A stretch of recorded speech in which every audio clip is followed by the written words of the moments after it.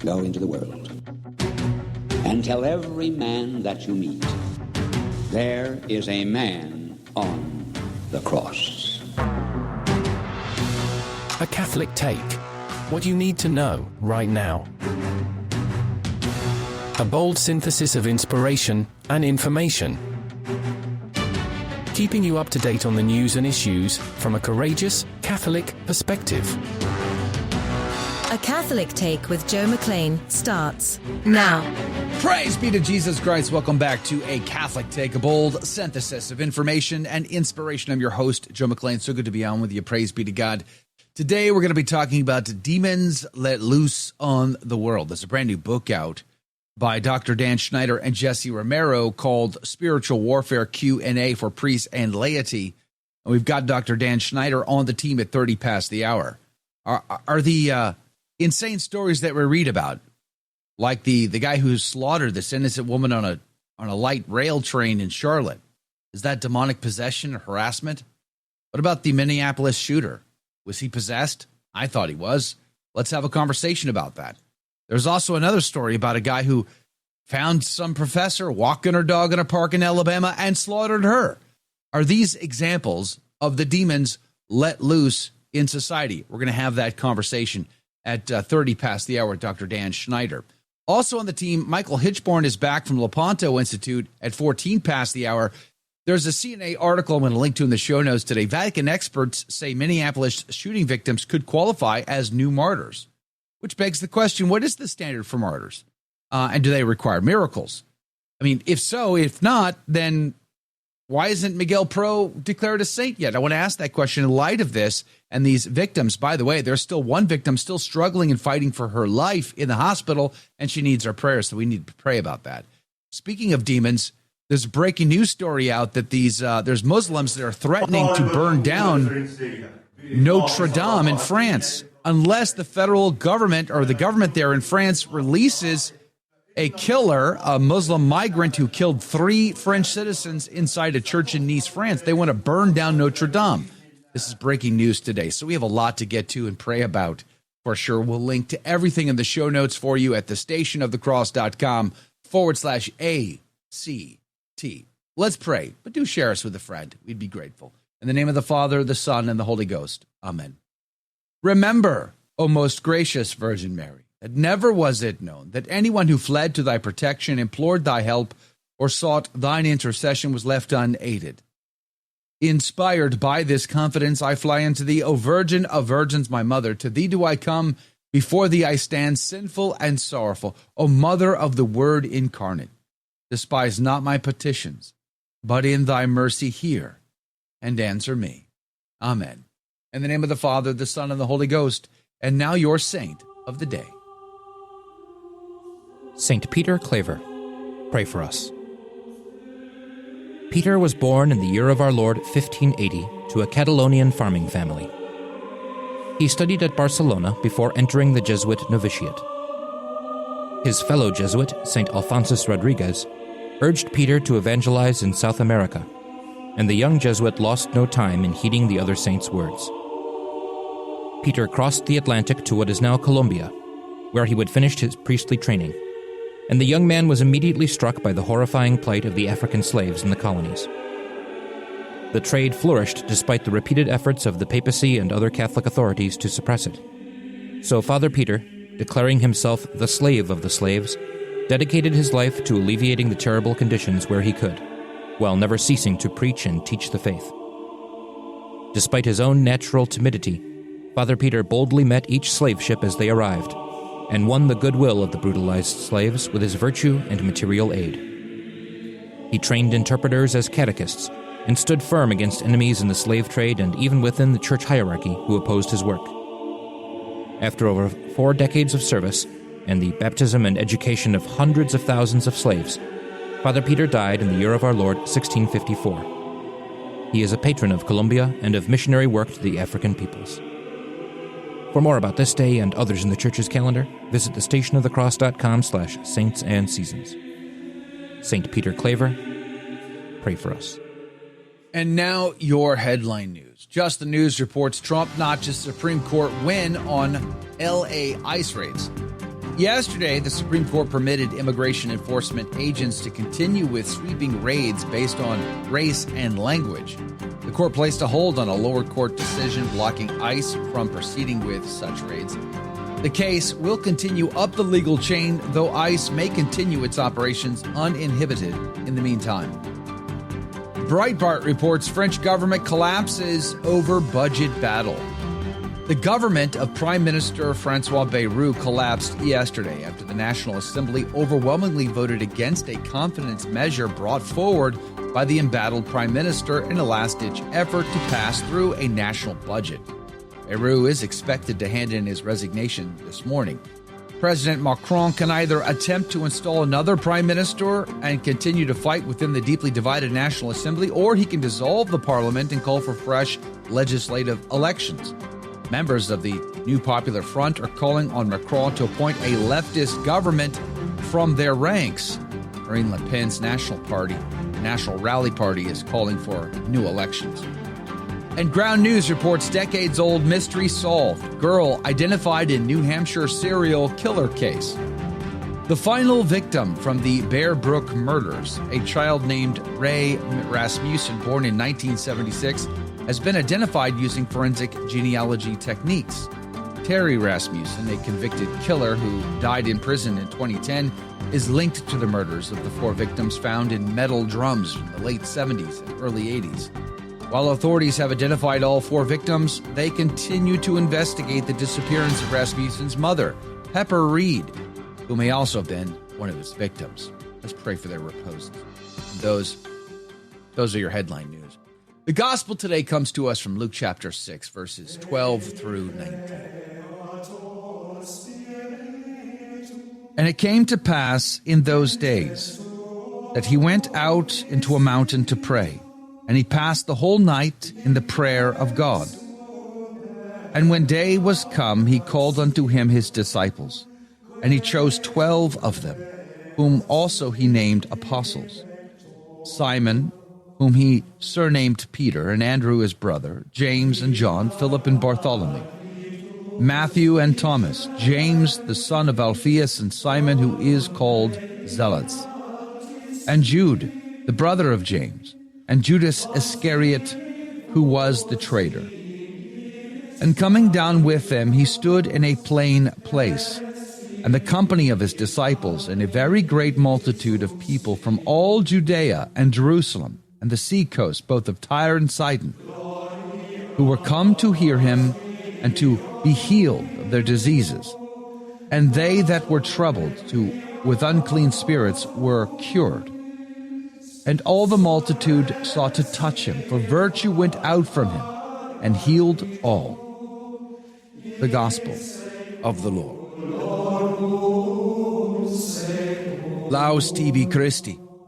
The great commentary of Cornelius Abbate said, he went out into a mountain to pray and continued all night in prayer, communing with God in prayer, asking the Father that he might choose for the ministry men fitted to be apostles, and would obtain from them an abundance of spiritual grace to enable them to fulfill their duties of their office, and also that he might teach us to pray in like manner.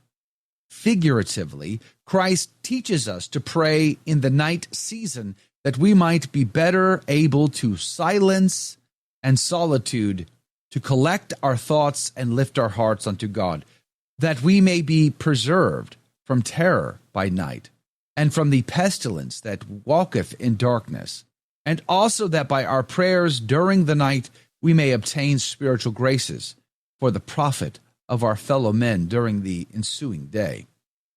Father Haydock would say, these 12 Christ chose as individual companions and domestics.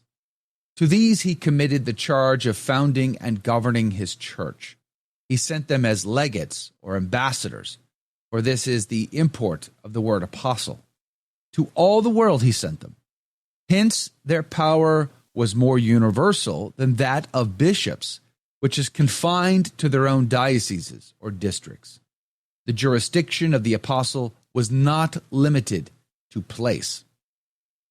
This power, he goes on to say, which Jesus Christ delegated to his apostles and which was for the benefit and regulation of the universal church in all future ages, the apostles, in their turn, delegated to their successors in the ministry with such regulations and limitations as have been judged in the Holy Ghost necessary for the proper government of the spiritual kingdom of God upon earth.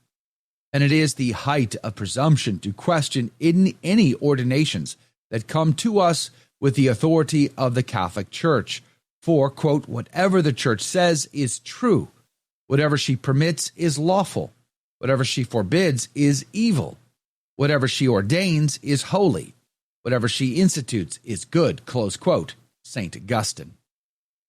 A Catholic commentary in Holy Scripture says, insistence on the note of choice recalls God's choice for the 12 patriarchs. An emphasis, the idea that something new is beginning, the new Israel of God. See, for instance, Galatians chapter 3, verses 7 through 9, or chapter 6, verse 16. His order of apostles differs from Mark and Matthew, as these differ from each other, but all observe the same three groups of four, and the same names head each group. Peter's name always heads the first group. Peter is always named first, and Judas Iscariot is always named last. The 12, just like under the kingdom of David, there were 12 ministers in the court of the king, whose job it was to feed the inhabitants of the kingdom in due season. One of those 12 always possessed the keys, and he had the very image of authority given to him, bestowed upon him by the king himself, the prime minister. It's like it's by design or something, huh? We'll be back in 2 minutes. Don't go anywhere.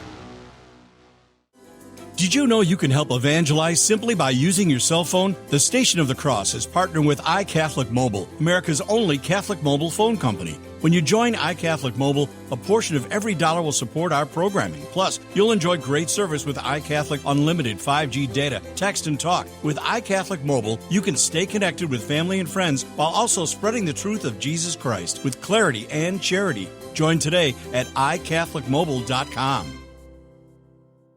Hey, I just want to let you know that we have our on-air fall campaign coming very soon, actually, just a couple of weeks from now. We're going to be on the air asking you for your financial contribution. It's a big part of how we continue to operate. So I just want to ask you in advance to pray for our fall campaign appeal.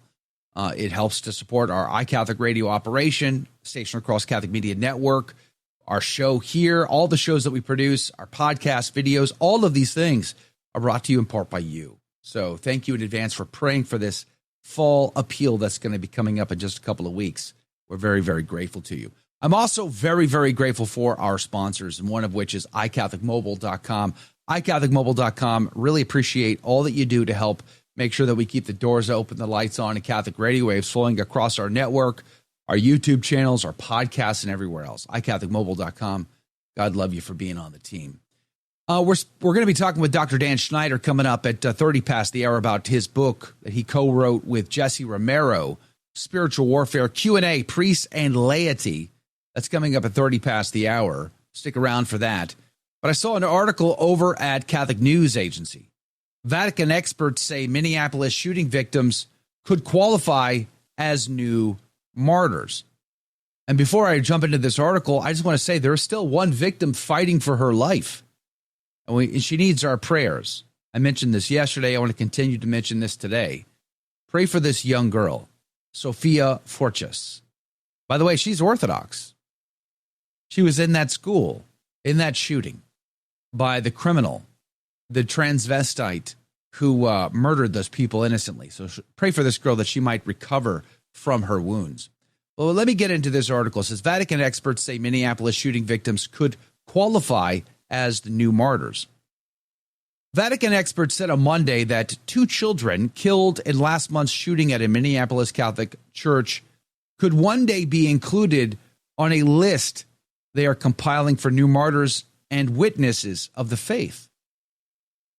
It says Harper, 10 years old, and Fletcher, 8 years old, were killed while attending a parochial school mass at Annunciation Catholic Church on August the 27th, prompting some to ask whether they could be considered martyrs killed in hatred of the faith. If the diocese or other local ecclesial entities present these figures to us as witnesses of the faith, we will examine them and see if we can include them in the list, said Archbishop Fabien, president of the Vatican Commission of New Martyrs, Witnesses of the Faith.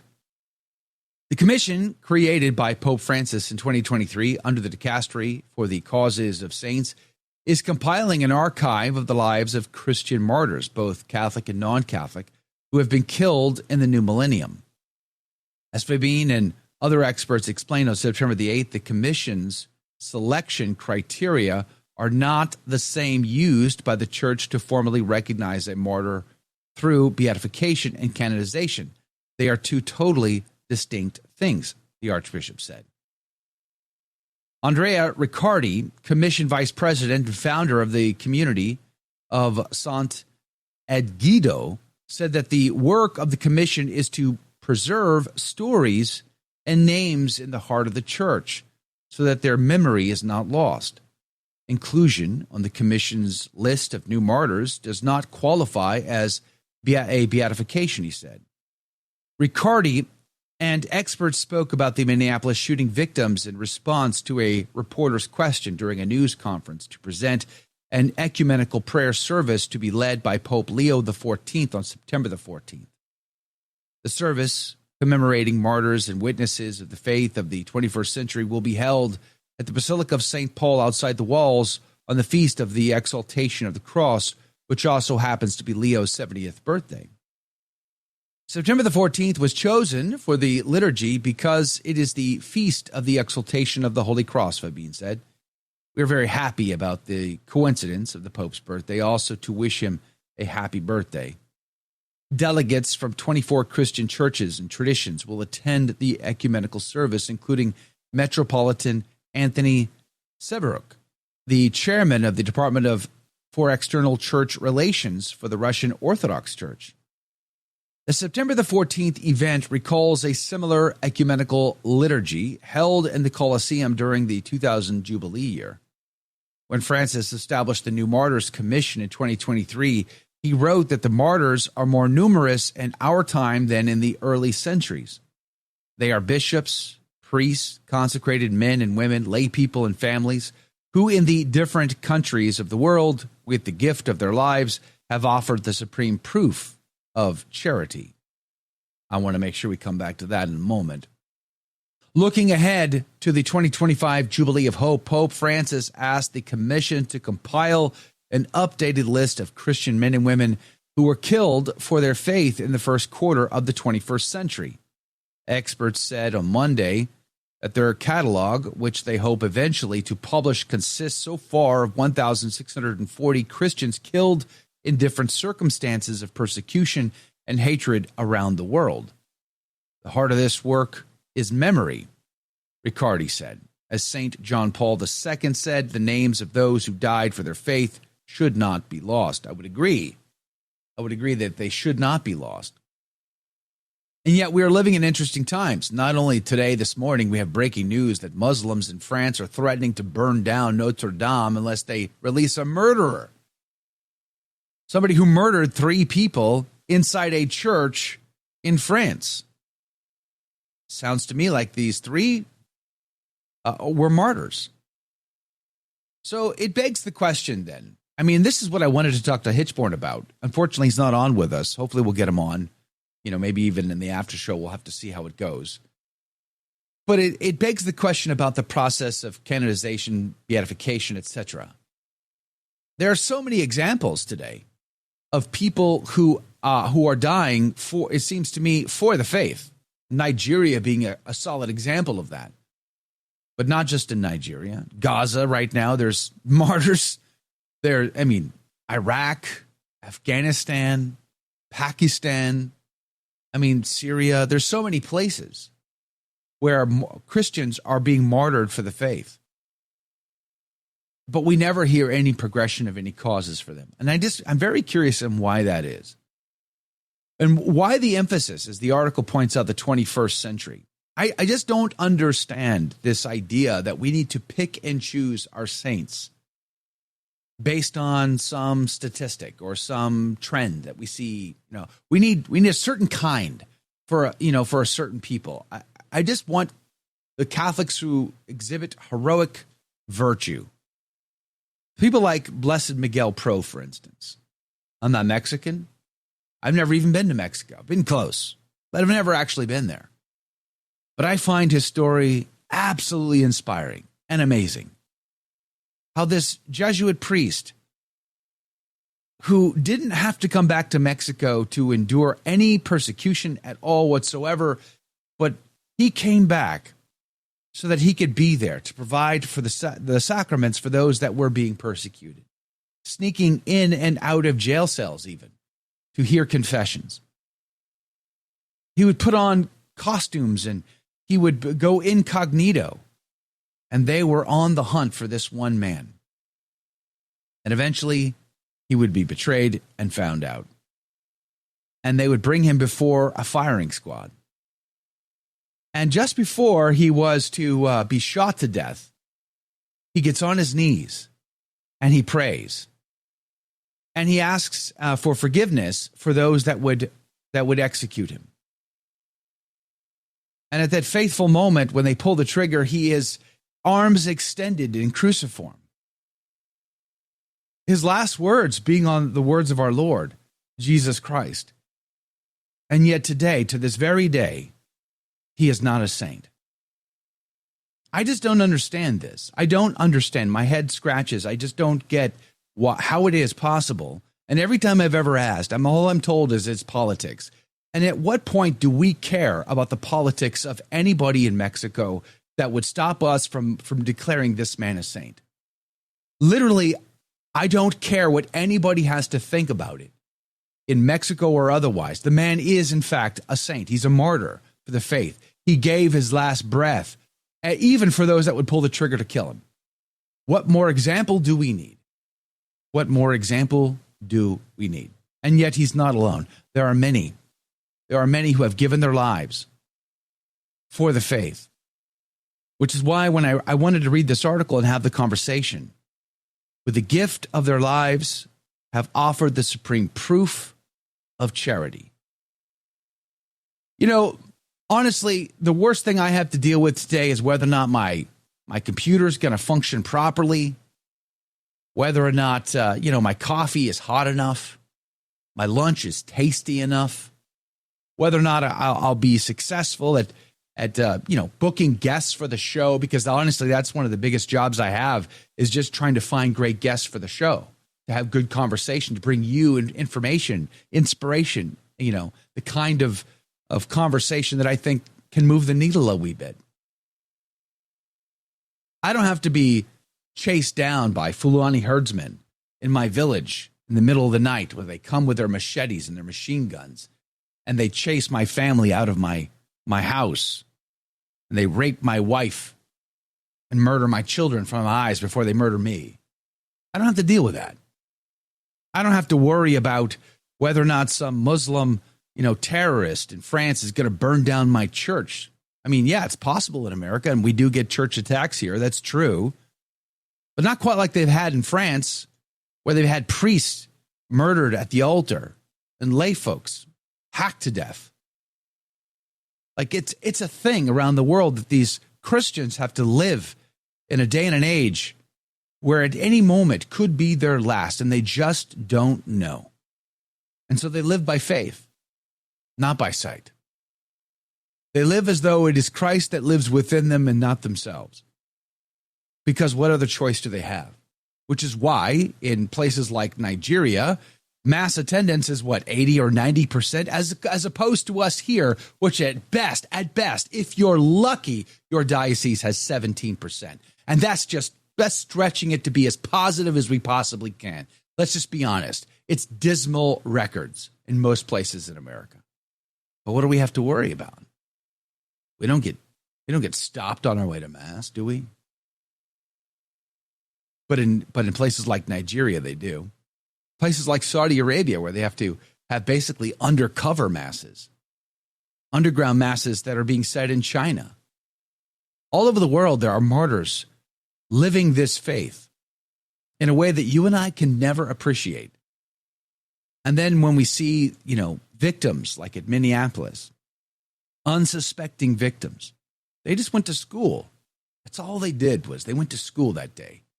They had no other ambitions besides to get through the first day at school and see what Johnny's up to, see what Susie's up to. Oh, look, Johnny's wearing the newest version of Nikes or something. Remember those days when you were at first day at school and you're like, oh man, all the rich kids got the coolest stuff. We have it so very easy in our life. We take it for granted, this faith. Perhaps we should appreciate what the martyrs have given us. A witness, a true witness, to live that faith as joyfully, as zealously as possible unto our very last breath.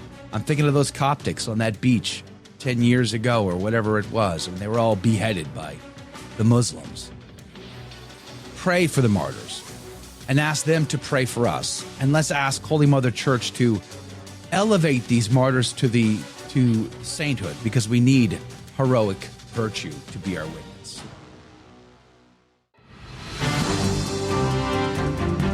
Praise be to Jesus Christ. Welcome back to A Catholic Take, a bold synthesis of information and inspiration. I'm your host, Joe McClain, and here are your headline news.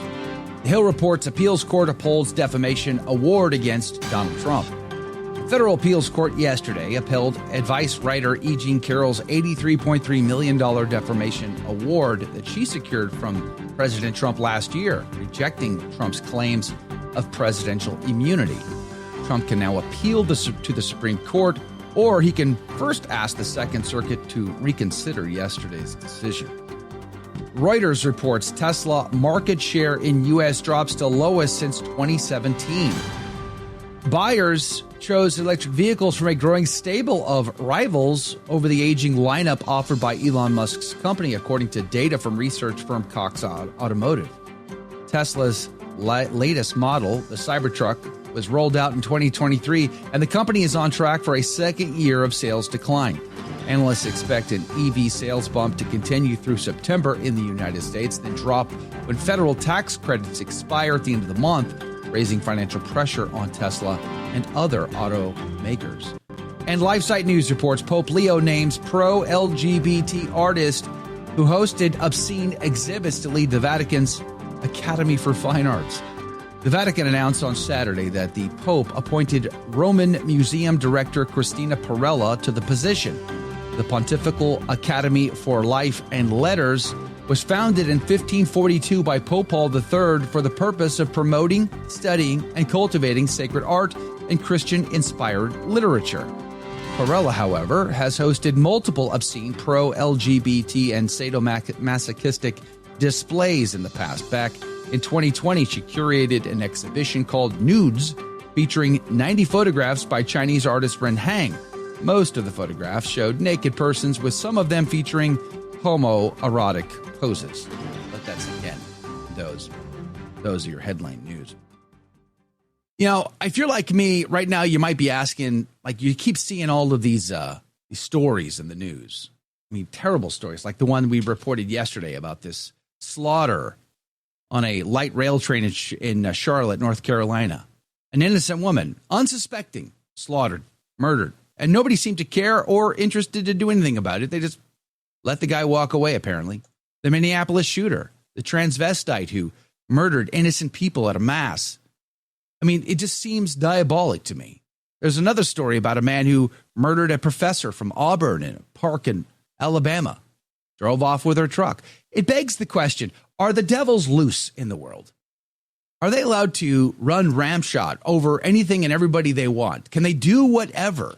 Are these men possessed? There's a brand new book out by Dr. Dan Schneider and Jesse Romero called Spiritual Warfare Q&A for Priests and Laity by 10books.com. And he joins us, Dr. Dan Schneider does, this morning to talk about it. Good morning to you, Dr. Schneider. Thank you for your time. Good morning, my good friend. Thanks for having me back on. It's good to see you again. Praise be to God. So let's start with that one. Are the devils under every rock? Yeah, I think that's really the danger. What really, if you look what the demon's goal is to either convince us that he doesn't exist, that he might be out there, but he doesn't really care about you or me.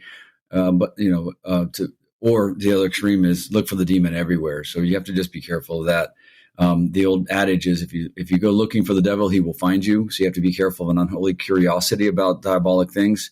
But at the same time, you can't help but be aware that there is something diabolic taking place in the world. There has been a shift, if you will, and even secular podcasters and secular influencers, Joe Rogan, Sean Ryan, and some of these others. Tucker Carlson is talking about getting attacked by a demon at night. Even the secular influencer media folks are acknowledging something crazy, something evil is going on. So we can't look for the demon behind every rock, but we also have to be aware that some of these things are just a sign of a greater cosmic spiritual battle that's taking place that we're all find ourselves in. As the Catechism says, Catechism 409, all of human history is one of dour combat with the forces of evil, beginning in the garden to the present day. So we're all cast into this. If you remember, Joe, they remember the old ritual. Sometimes some bishops still do it, but in the old rite of confirmation, the bishop would give a little slap. They call it the colee, Colee. It was something back to the days of chivalry. And the idea was you are now being knighted. You are now entering into the church militant. When I was in the military, when I was in combat in Iraq, once you put that uniform on, you can't leave. You're a combatant, a military person, a soldier it has to stay and fight. You can't turn and run. That's called going AWOL. And so civilians, they can leave the combat zone if they'd like, but military folks, you're here for a job. And so that's the reminder of from the ritual of the rite of confirmation that that we are in a church militant. This is a cosmic battle that we're in, and we need to all.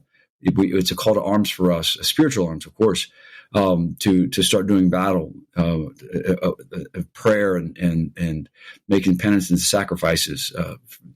We could bring more grace into the world. Mm-hmm. By the way, I loved watching you on Sean Ryan's podcast. You did a great job. Praise be to God. Thank you. Oh, thank you. He's a good guy. Witnessing to such a large audience that way. I really appreciate the fact that Sean Ryan has had some guests in our category, Catholic category, to expose his audience that way. I thought that was great. So I was really happy to see you on that show. But specifically about like say the Minneapolis shooter. Let's just take that one for example.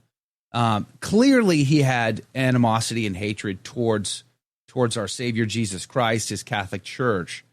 Looking at that one image in his diary of him looking in a mirror and seeing a devil, I have to believe this guy was at least the minimum diabolically harassed, but maybe he was possessed. I mean, as a guy with so much experience in your background, you and Jesse writing this book, do you think of it that way as well? Do you think this guy might have been possessed? Right. I think one of the principles is, if you go back to the first movements of how this works, there's a lot of uncontested possessions out there. People that you read about that are at a minimum instruments of the devil, but some to the point of possession without any contestation on their part. So when you look at the shooter, the principle that we apply, that we look at, is the first principle is a psychological obsession can generate a diabolic oppression or even greater, even a psychological oppression, because you have three stages of extraordinary activity of the devil. You have the ordinary activity of the devil is temptation. The extraordinary is oppression, of spiritual obsession, and then possession. And so a psychological obsession, just on a very wounded human side of psychologically obsessed, in this case, it's a case of deep gender dysphoria that can create a pathway for the demon to come in and create a spiritual oppression. And in his case, very quickly to obsession, and then perhaps possession. It's really hard to tell, but he was definitely under diabolic influence just by the drawings and other things that you mentioned. The fact that he not only killed children in church, he shot up the statue of the Holy Family, shot at the face of Jesus. Not everything that has a religious context means it's diabolic obsession, but in this particular possession, this particular case, it's hard not to look at his writings and some of the things that he's saying, to think that this guy is under some heavy influence, whether it's obsession or possession. It's hard to tell. Wow, it definitely seems dark and diabolic to me. All of these cases that we're seeing, the Charlotte train thing, just random acts of horrific, gruesome violence, and nobody did anything. They just all sat there while this woman was slaughtered. It's really, really dark. I want to jump into one of the questions in your book, though, Spiritual Warfare Q&A, Priests and Laity by tanbooks.com. A great book, by the way. I can see this being a wonderful resource that sits on your shelf because your brother's going to ask tough questions, your sister, your neighbor, your coworker. They're going to ask questions about what you Catholics think about this, that, or the other thing, and you're going to pull this off and be able to go to that question and get some solid answers to be able to answer them with. It's a great resource. But on page 29, question number 11, I like this one. Admittedly, I have to say it's my curiosity, which is, curiosity killed the cat. That's what exorcists say. Sometimes exorcists on the internet report on what the demon says in session, but doesn't the demon lie? This is one of those conundrums. I've often thought about this. Like, I have heard exorcists talk about this. Like, the demon said this, that, and the other thing during exorcism. But aren't they the father of lies? Can we ever trust anything a demon says in an exorcism? Yeah, it's a great question. That's why it's one of the things that comes up is, well, exorcists shouldn't say anything about this because the demon lies. Of course he lies, but what I do is here I kind of lay out again after spending 10 years grinding out with cases, intakes and being present at exorcisms and being present at minor exorcisms. You begin to see a pattern, and that if you think of it this way too, Joe. When we were in the Gulf War, we captured hundreds, if not thousands, of Iraqi POWs. And the interrogations, at the beginning, they resist, right? The enemy's going to resist.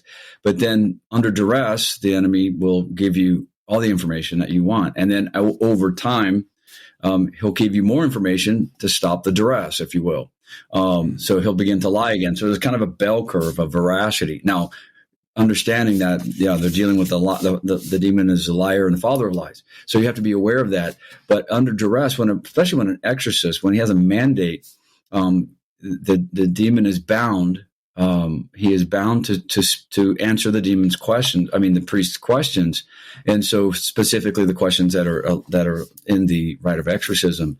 And so what we see is you don't build your theology, you don't build your case around what a demon may say in session.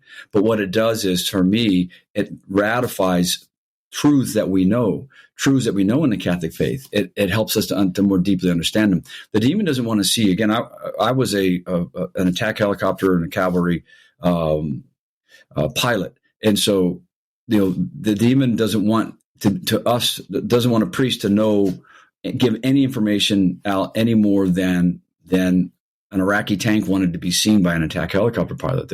So if a demon manifests, it's for some salvific purpose. So it does take some discernment. If it's inconsistent with the deposit of faith, it's dubious. But when the demon says certain things, it just affirms what we know to be true. Certain truths about the Virgin Mary, certain truths about the teachings of the church. One session the demon cries out as the priest was invoking the intercession of the Blessed Mother. The demon cries out, "Oh, her! Every time you call her, she comes. She puts her mantle around you. Right? She is the spouse of God." We know. This is consistent with Church's teachings. But at the same, or there's lust in this room. Nobody in this room is fasting. The demon is giving us intelligence by under duress, by God's forcing him out. The demon's giving intelligence for the team, and also particularly the energumen, to figure out this is the way through. If the demon cries out, "There's lust in this room," there's lust. There's no one's fasting. He might be trying to call the team members out and shame the team members or the priest, but he's really giving. This is what it's going to take. This is what it's going to take for me to leave. And this is the entry point. The entry point here is something of sexual nature. So they need to work on sexual purity. And also this type only comes out through prayer and fasting. So it affirms that. Now, for me as well, I don't like to tell the stories if they're not catechetical, if they're not pointing something to the truths of faith. But really the most beautiful thing that comes out in session is the holiness. Generally speaking, the possessed person by the end, after years, sometimes years, but months and months, week in, week out of praying, being prayed over, is oftentimes the holiest person in the room. They really are Christ-like in their suffering, offering their suffering up. They become very holy throughout the process. So it isn't just the manifest, what the demon says. It's the saints who show up, the power of the Virgin Mary, the power of the priesthood. This is what really is the most profound thing that I've seen over the years. We're talking with Dr. Dan Schneider, co-author of Spiritual Warfare Q&A for Priests and Laity by tanbooks.com. He co-authored it with Jesse Romero. There were several questions in the book that I absolutely wanted to dive into, but time's not going to let us do that. So let me get to one of the more I thought was very, very interesting questions, and that was on page 75. It says, I purchased a house and found out that a murder-suicide took place there years ago. I mean, that's kind of awkward, right? Like, you'd think that would be disclosed during the sales process. By the way, the house did involve a murder-suicide. Apparently, they don't disclose that information. So who knows what happened in your house by the previous owners? I think that can give us all, like, the hairs are going to stand up in the back of our head right now. It says, sometimes I think the house is haunted. Can that happen? I found that very, very interesting. You make some distinctions here between demons and souls. Can you talk about that? Yeah, so it's, again, the patterns you see, the difference between a purgative soul or a ghost, the ghost hunting and all that stuff. By the way, we've had ghost hunters, so-called people that called the diocese and said, hey, my house is infested or my house is haunted, and I called in ghost hunters, and the demon trashed their equipment and scratched them up, and they ran out of the house screaming. So, can you help us? So there's a bit of a curiosity phenomenon right now that's popular among people about this ghost hunting thing. But there is a distinction between a diabolic infestation and a purgative soul seeking prayer, which is rare. It's on very rare occasion does God allow a purgative soul to ask for prayer. And the difference is, is the purgative soul is non-destructive versus destructive. And I put a chart on here. One is tied to location. It causes a natural fear, but not an increase in sinful behavior. Other ones, when it's a demon, it's a negative energy. Usually there's strife, calumny, detraction. The purgative soul ultimately is there for prayer, and the more you pray, the more the diabolic the more the preternatural activity decreases. So a soul is there, is bound to the place. Some grave sin was committed there, and God is allowing the soul to go back from purgatory to ask for prayers versus a demon that is there. And it's going to increase activity with prayer. The more you pray, the worse it gets, the more destructive it gets. And so there's some ways you can distinguish between the two. And the thing is you should always bless your house. Have your house. If we were to, there's another question that's popped in my head now. First of all, if we were to encounter a soul that, according to your chart, and again, you should get the book because it's page 75 and there's a chart there. According to this chart, if we were to determine, okay, the soul is not destroying things. It's not, following me around, things like that. It's a purgative soul. God is allowing this. So should that indicate to us that we should then start to pray for this person specifically in purgatory? Right. Having masses said, if for example, that who was there was a family member or whatever may have died there, that, having masses said for for the souls in purgatory and for this soul, or if you get permission, having mass said at the location, oftentimes will clean it up. The soul is asking for prayer, and having holy mass offered in the place in reparation for their sins, oftentimes cleans it up as well. So having masses of reparation is very important. Praying for the dead, praying for the souls in purgatory, and if it's diabolic, that those sorts of activities is going to increase the combat that takes place there. What an amazing thing. I was going to say, how amazing would it be to encounter a soul from purgatory sent back by God's grace, specifically to request prayers? Like, that would blow my mind just to be thinking about that. Yeah. But I do want the little office of the dead. There's a lot of things that you can do, but praying, again, we're connected in the mystical body. Praying for the church suffering is very important. Yeah. I want to skip to page 87 to talk about Freemasonry because we're going to run out of time faster than we think here. It says, my father and grandfather were Freemasons. What prayers do I need to pray to break any curses? What do I do with his ring and apron? I was a third-degree Master Mason before I became Catholic. I've repented of this, of course. I've thrown all of my stuff away. But my father's still an active Mason, 32nd degree. And of course, my grandfather was a Mason. I mean, it runs in the family, and I've had to pray those prayers. But I could just see it right now. I can hear the voices right now, Dr. Schneider. Come on. They wear little hats. They drive little cars. They run hospitals. They're good Christian men. It's just a fraternity. What is your problem? None of these guys are nefarious. Why would this be a problem? Yeah, there's what you see up front and the things that you saw, and then there's something that goes deeper behind the scenes that you haven't seen, and perhaps your father hasn't seen as well.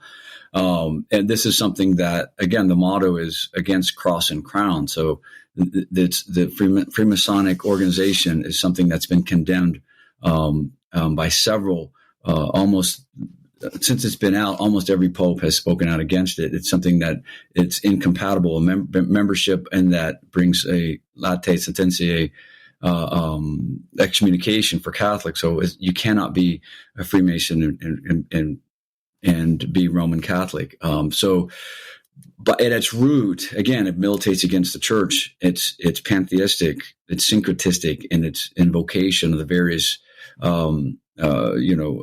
understanding of God, the great architect of the universe. At some level, the 33rd degree, the great architect of the universe is disclosed to the individual as being Lucifer. So it's Luciferian, secular humanist in its understanding. And again, it's pagan in its rituals. And so when these rituals when you do these certain rituals, you're in particular, because it's a male organization, then curses now can move down into the family. And so doing those renunciation prayers are very important. Yeah. Amen. I picked up Father Ripperger's book on prayer and prayed those prayers as well. And I would recommend everybody to do that in addition. There's so many great questions. At the low level, Joe. I mean, what you saw at the low level, they're just a fraternal type organization. They're raising money for the Schneider hospitals, etc. Specifically, I would say, even at the first three levels, the Master Mason level, first 3 degrees, there's enough meat on that bone to cause great concern to anybody who's paying attention. You are swearing blood oaths to have yourself killed or to participate in the murder of someone else. If they reveal the secrets, that's kind of a big deal. You are stripped. It's a big deal.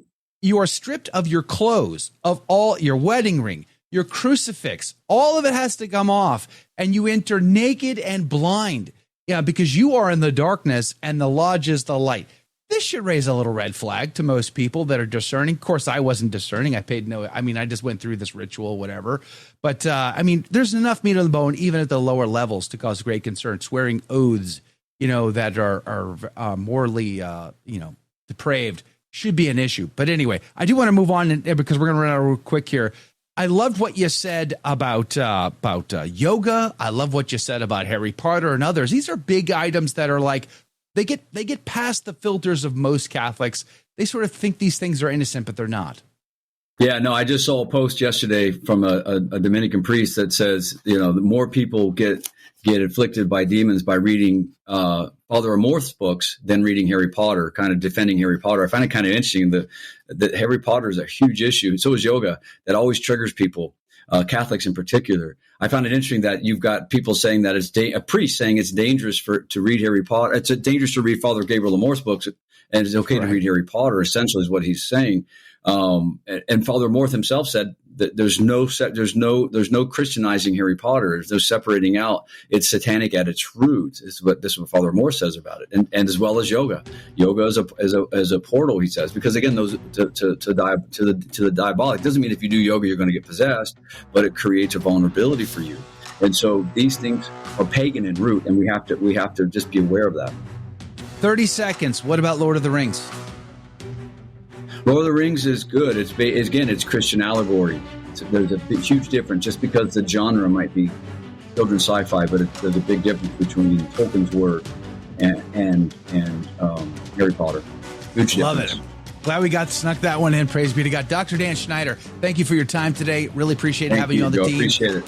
Check God out the bless you, book, man. Spiritual Warfare Q&A, Priests and Laity by tanbooks.com. It's going to be a great resource on your bookshelf. When your relatives come asking those tough questions, you're going to have the answers. We'll see you guys right back here either in the after show or tomorrow morning. God love you. A Catholic Take and all of our shows are made possible through the support of listeners just like you. Your support for our fall appeal will help us to expand the reach and impact of my show, A Catholic Take, and all the other great programs right here at the Station of the Cross. You can help us today by either calling 877-711-8500 or visiting our website, thestationofthecross.com. Thank you in advance, and may God bless you and your family. And we're back. Welcome to the after show, everyone. And happy Tuesday, I guess. If you can believe it, it's Tuesday once again. Whatever the catchphrases are. Believe it. I don't know. What are we even doing here? Feels like a Monday to me. Pray for Michael Hitchborn. Yes. I won't say anything else, but just pray for him. Pray for his family. Good morning, everybody. Praise Jesus. We may have a surprise visitor here at any moment. Uh-oh.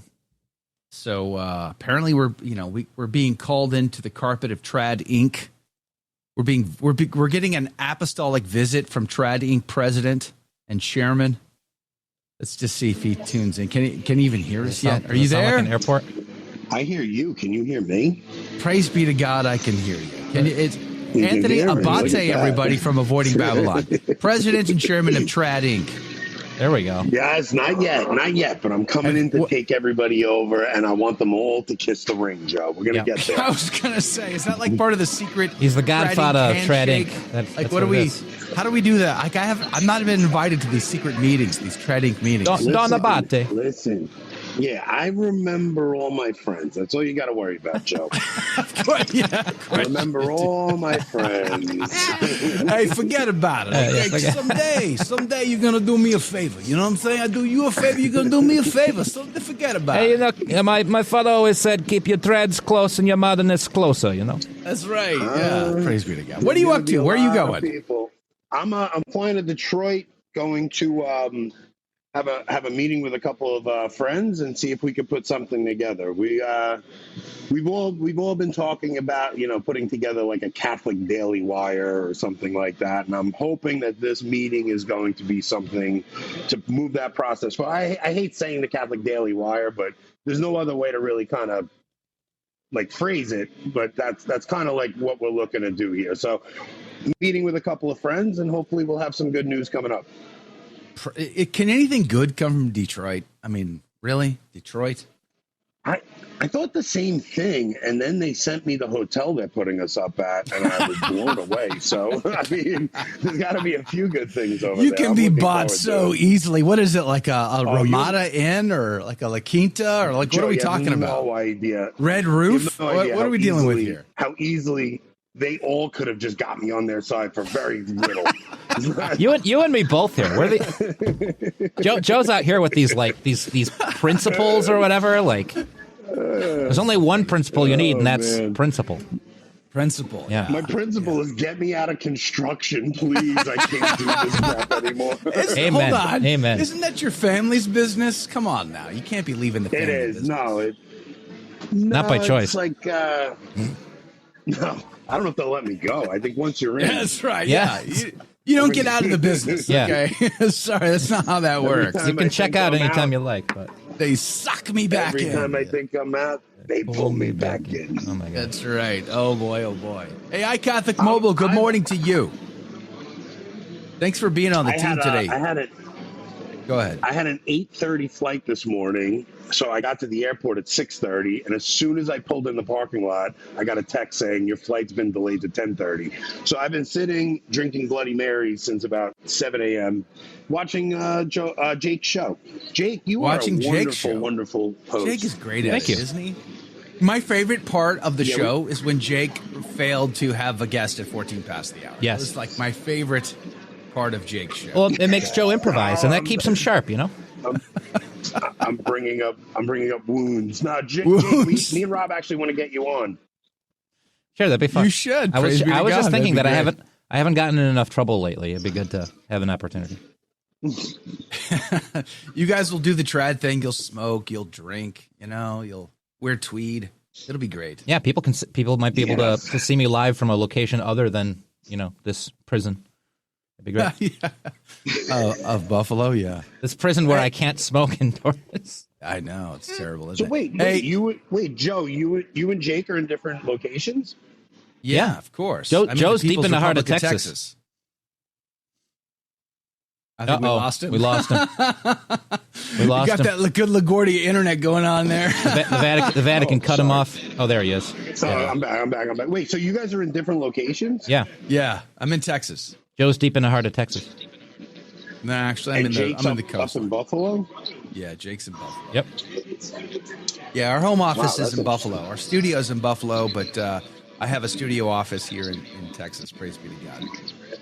Well, for anyone watching, Joe and I have been talking behind the scenes about putting something together soon, where we would love to have Michael Hitchborn be a part of it. Maybe we'll get Joshua Charles on board, but we are looking to do something like towards the end of January, early February, but Joe and I have been talking about doing multiple things. Like there's different ideas we both have.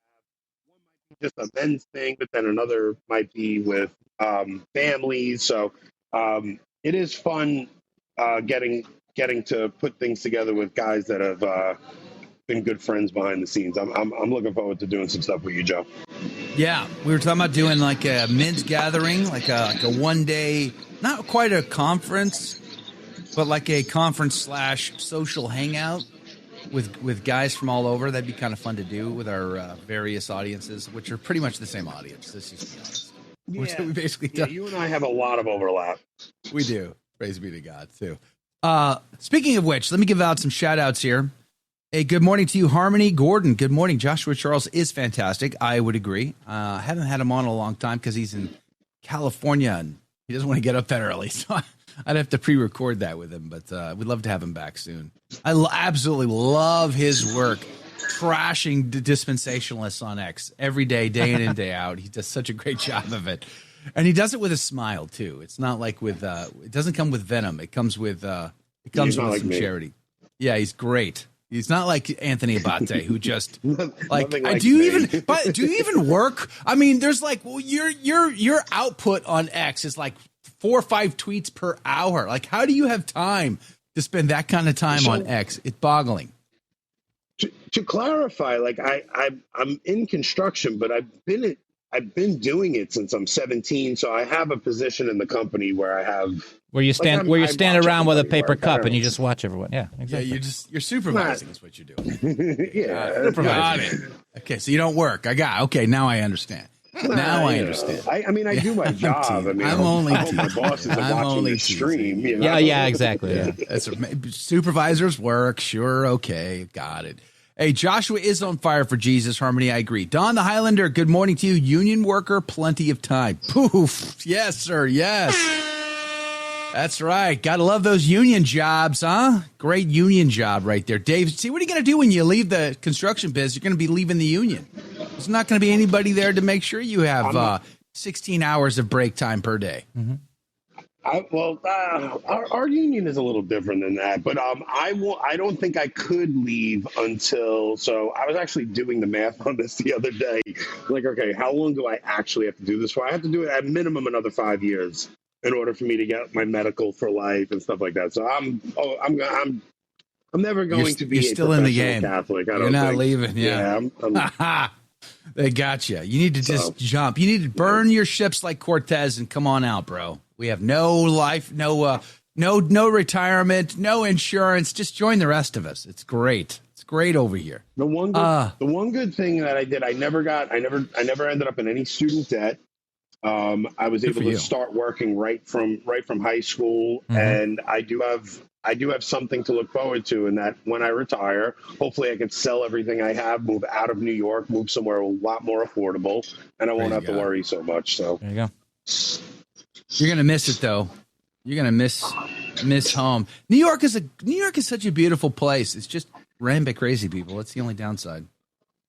By the way, go ahead. Sorry. I was gonna say, iCatholic Mobile, our good friend David, iCatholic Mobile says he wants to be a sponsor of the event. He says, bring some swag. So iCatholic Mobile may be a sponsor of that men's gathering. That'd be kind of cool. We have to talk about we got to talk the details, but that'd be awesome. We're talking. We were talking like maybe late January time frame. Yeah, getting together. Yeah, some sort of hotel, someplace. I want to say something because we all see Catholic content creators out there, and they, you might get somebody pops on a show here and there and stuff, but like I consider Joe an actual friend. Joe and I speak on the phone outside of this stuff regularly, right? So there's certain people who, if I'm going to put an event on, that like who would you want to do it with? So I do speak to a lot of other content creators, but people I consider like real friends would be you, Hitchborn, Josh, the people that come regularly on our channel and that we speak behind the scenes. So just to even be able to get together with you guys, even if it's a small event and we don't, it's more just about getting to hang out with one another, spend some time together and brainstorm ideas, things like that. It's definitely unique what we're doing compared to what I think a lot of other people are doing. You know what we ought to do? I just, I took my son, one of my sons turned 18 this year, and we went and shot clays at a range. That was a fantastic time. We had a bunch of dudes there. Our priest showed up, and we were just blasting clays out of the sky. That's what we ought to do. We ought to do it at a range, where we can then go to the hotel and hang out in social time, have a wee drab or whatever after, but that'd be a great time if we could do that in conjunction with the range. We could just rent a shotgun so if guys traveling don't have to worry about it. That'd be a lot of fun. I loved your idea about going to New Hampshire and like doing something like that, but I think that we could do with families. We don't have to make that just men. We might be able to. Oh, you're talking about the hike? If guys want to bring their what? Yeah, they could bring the fams, but we're gonna hike for 3 days on a mountaintop. That's gonna be just for guys. That might be for boys. But the fams can be in the campground down below, and then we could do the mini golf tourney after with everybody. That'd be a fun time. And make us dinner. Yeah. And then do dinner, and then we could obviously do some folk music jamming too. That'd be a good time. Praise be to Jesus. Hey, Gregory, good morning, low key. Good morning to you. Anthony was very upset at Catholic content creators the other day. Anthony's always upset at Catholic content creators. What are you talking about? He's always slamming us. Because everyone has this lofty idea that they're, about like they're going to change the world and stuff. And all we really are is we're just e-clowns. That's all we are. We're here to entertain. I am changing the world. I have no idea what you do. Okay. Here's the thing. I think that people, when they get a platform, they kind of think they're more important than they are. And because I've reached out to a few people that are just like regular guys. Like, I mean, man, this is the Aftershow. I would never say this on the main show, but someone who's kind of in the public sphere. They've been on Tim Pool's show. They have a pretty decent platform. Goes to, well, his wife, the girl he married, goes to my parish, and I met him, and I shot him a message, and I was like, "Hey, man, like you married the girl from my parish. We have a kind of a connection. Would you want to come on?" And he just never responded. And bummer. I'm like,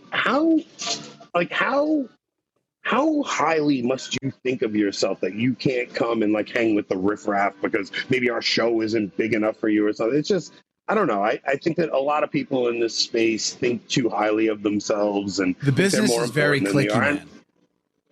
It's just very cliquey. Silly stuff. Like we're all just Catholics trying to have conversations that are interesting. And I'm sorry if you think you're too good for us, but I would love to see people come back down to earth a little bit.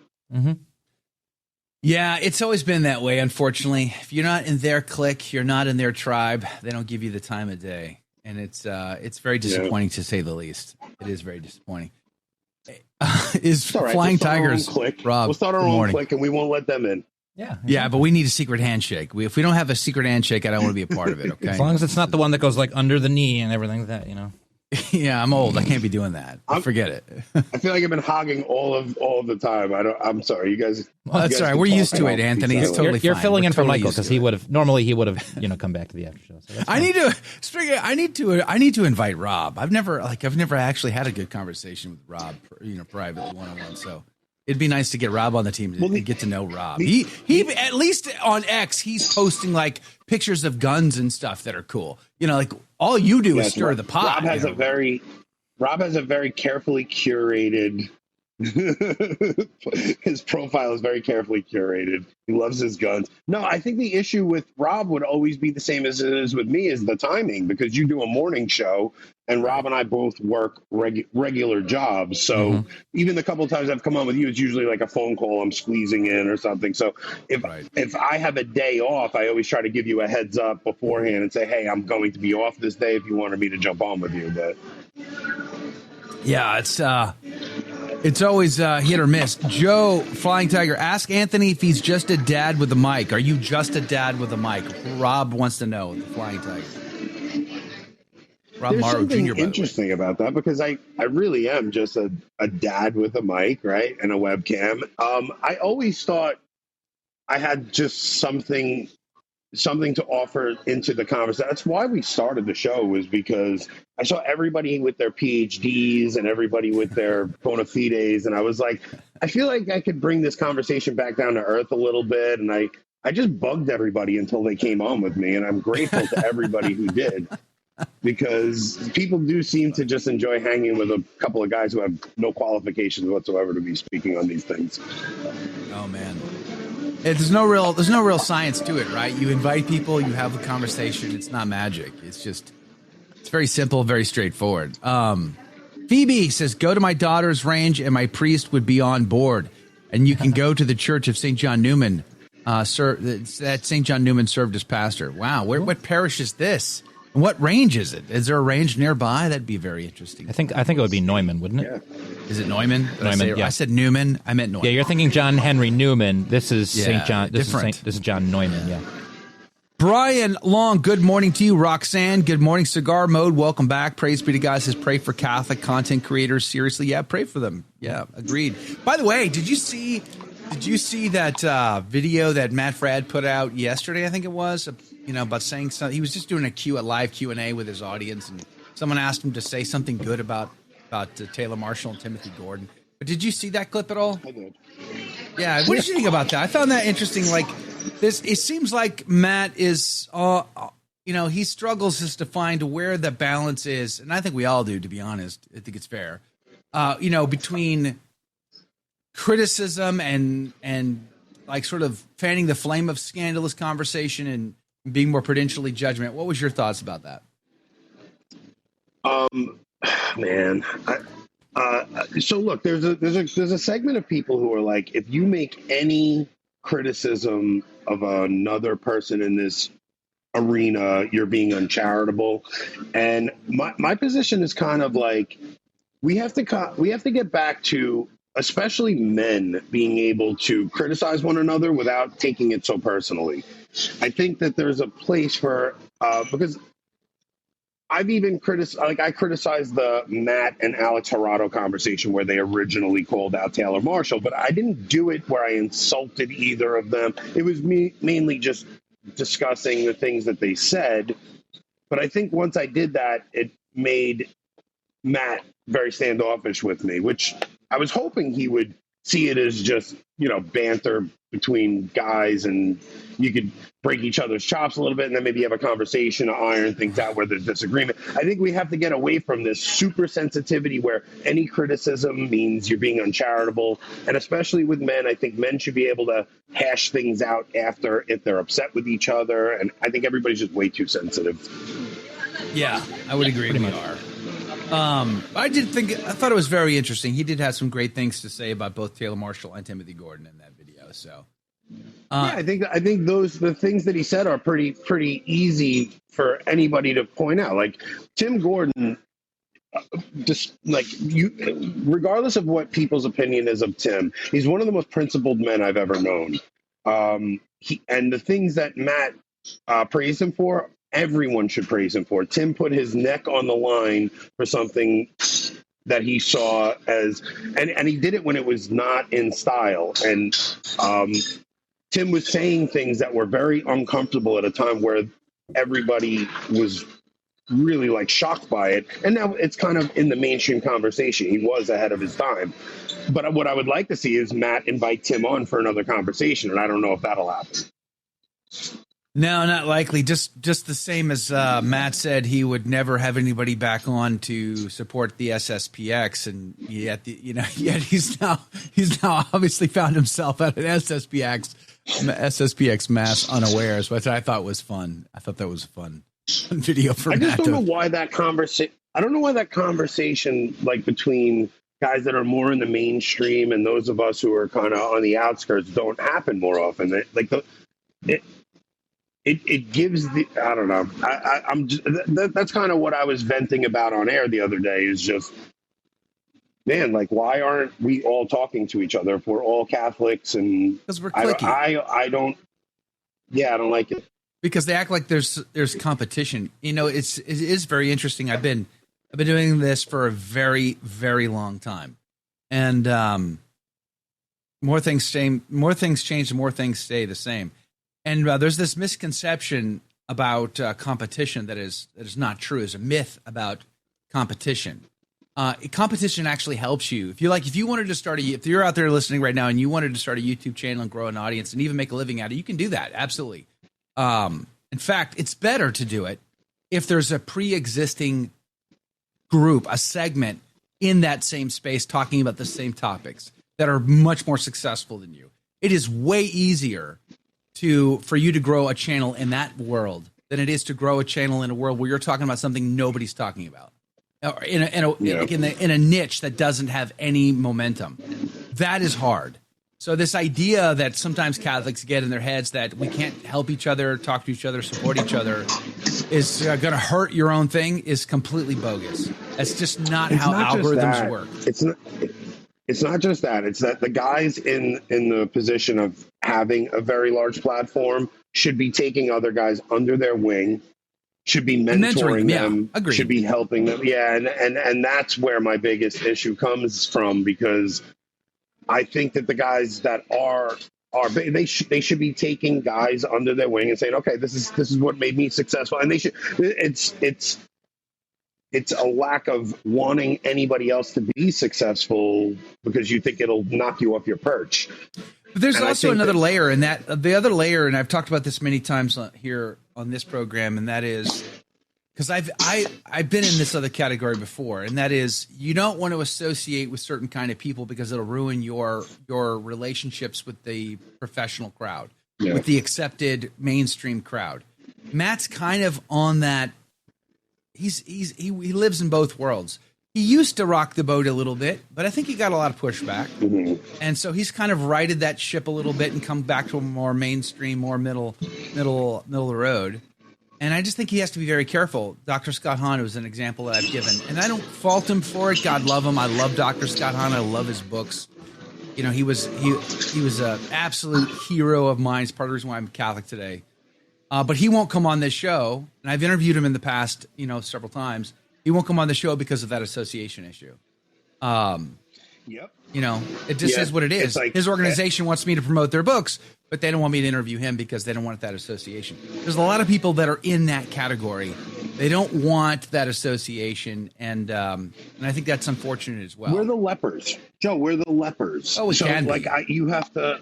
Yeah, no, we are the lepers. So it comes a point where you say, okay, they're keeping me because, oh man, I shouldn't be talking about this stuff. They keep you at an arm's length. They'll talk to you in private, but they won't be seen publicly with you. And that is very hard for me because I have a behind the scenes relationship with Matt, and we talk to one another, but then he won't be seen publicly with me because of those associations. But right, the way God I love see him, it right? is, God love him, but it's a problem. No, I think because I know he's a good guy, and I know he's got a good heart, and I know he likes me. But he won't associate with me publicly because of the baggage that I carry. So, and you do carry a lot of baggage. Let's be honest. Yeah, I carry a lot a lot of baggage. I am who I am. But I'm not going to be leather baggage. It's very nice Italian leather baggage, but it's baggage all the same. So I mean, there's that. Hey, Cat Cans. Good morning to you, Cat Cans. I agree. Shooting clays is fun. It's cheap. It's such a great time. Sporting clays is so much fun. Thanks for being on the team, by the way, Cat Cans. You are amazing. I appreciate your support. Janice, Michael, good morning to you. Thanks for being on the team. Sharon, hopefully you're feeling really good today. Susie from Down Under, all the way, and good evening to you in Australia. Praise be to God. Our friends from Down Under hanging out. Ronnie, good morning to you. We have the recipes is back. It says hiking with women for more than 30 minutes. No, thank you.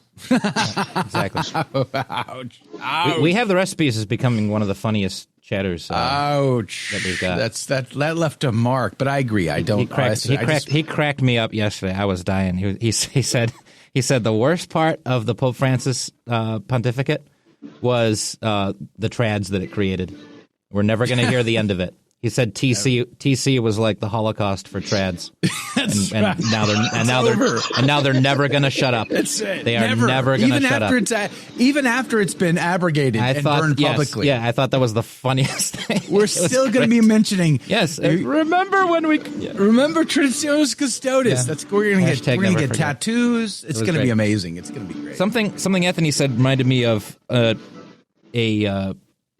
a phenomenon I've seen on social media with Catholics, with Catholic dads in particular, Catholic married men, and it reminded me of what you were saying about content creators kind of just always thinking they're in competition. They're always in competition with other people. And it's this kind of, like this refusal to accept that it's really hard to find a good spouse nowadays. And I think anyone, regardless of what perspective you're coming from, you can agree that it is difficult.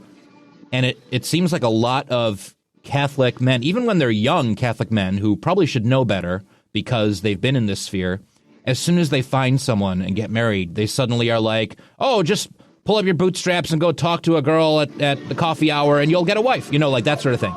And they fall into this, like, it's almost like they're purposefully giving bad advice. Despite having been through this themselves, like trying to find a spouse, they suddenly switch positions and are not trying to help other people and bring them up and point out the issues and help people deal with the issues. And it reminded me of what you were describing with Catholic content creators, where there's just this default setting of, any success I get is success that, basically you took away from someone else and I don't want them to take it back type of thing. Even if it's subconscious, there's this mentality, that like it's a limited amount of resources out there and I need to protect what I got type of thing.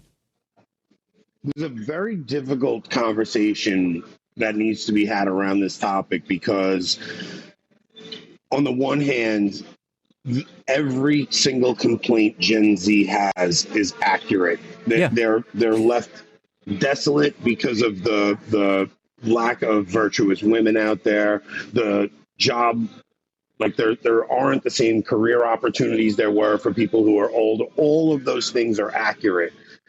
At the same time, we have to figure out how to have the conversation with kids so they don't lead into despair. Yeah, of course. So that they can find. We have to see how we can help them find the angle that pops up where they can attack something and then become successful, whether that's finding a spouse, whether that's career. Falling into despair is such a hard thing to avoid for younger guys these days. Yeah. And if there's anything I can do to try to keep them with a positive attitude, that's really the place I'm trying to find right now, because you can easily just go, screw it, the whole world's against me and there's no opportunities for me ever. Or if you could light a fire under a guy to say, okay, yes, the deck is stacked against me, but if I could find the angle, I can still be successful. And there still is an opportunity for me to have everything I'm supposed to have in the American dream. Yeah, Joe, who was the Marine who said they have us surrounded? We've got them right where we want them. Was it a Marine who said that? Chesty. It was Chesty Polar, wasn't it? Chesty Polar. But chosen. But that's the thing. That's exactly it. Is trying to encourage, because I think men by instinct will respond to a challenge, but we've so deadened that instinct over the generations. It's just gotten worse and worse and worse. And so basically now Gen Alpha or whatever is the next one is coming up probably has it even worse than Gen Z as far as just deadened from birth with just the instinct to, I'm not going to do anything. Just complete veg out laziness. And to encourage that response is like, I have a 19-year-old son. Yeah. I have a 19-year-old son who I'm really doing everything I can to try to figure out, okay, what are we going to do with his life? So it's not easy. They don't know, my do they? son's They have in no this idea at that position. age. Yeah. So the like my main goal has been, okay, don't let any of my kids end up in $200,000 of student debt. Like that's the main thing, because Amen. this is like getting our kids wrapped into, well, just, and also with daughters, especially, like there is a moral, I think as a father, you have a moral obligation to make sure your daughter doesn't bring $200,000 in debt into her marriage. Exactly. Right. Yes.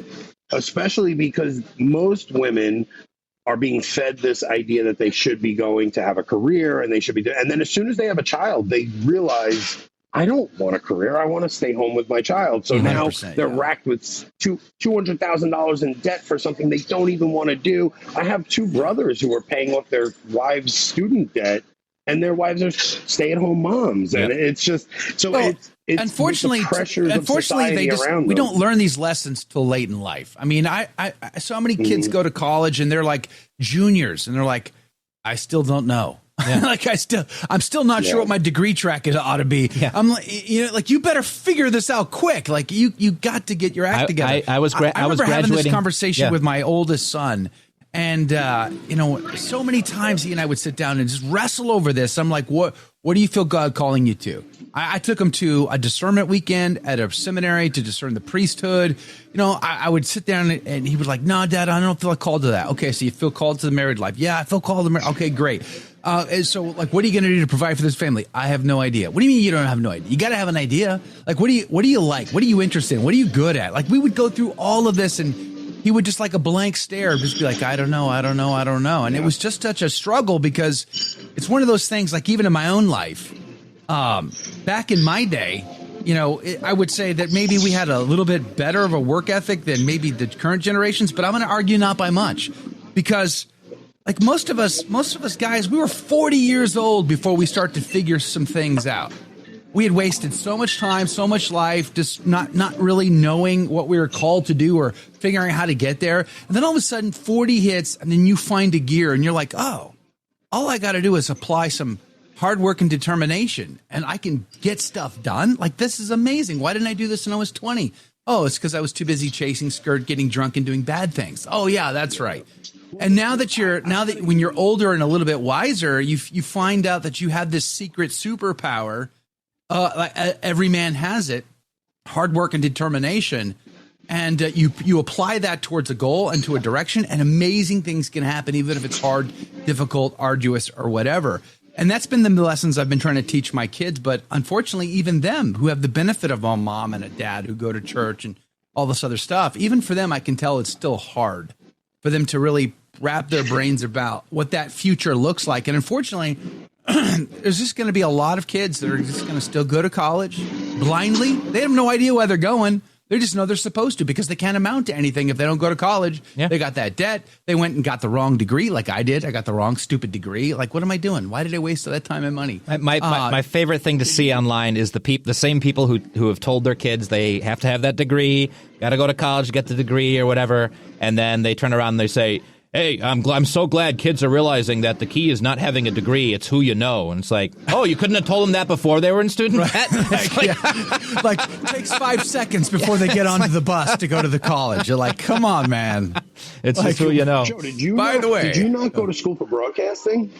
Okay, so when I got out of the Marine Corps in 95, I went to long story short, I have to shorten things, but I ended up moving to Oklahoma, live with my sister, and I did go to broadcasting school when I was in Oklahoma. And I graduated that and I moved to Boston, or actually New Hampshire, but through a train station in Boston.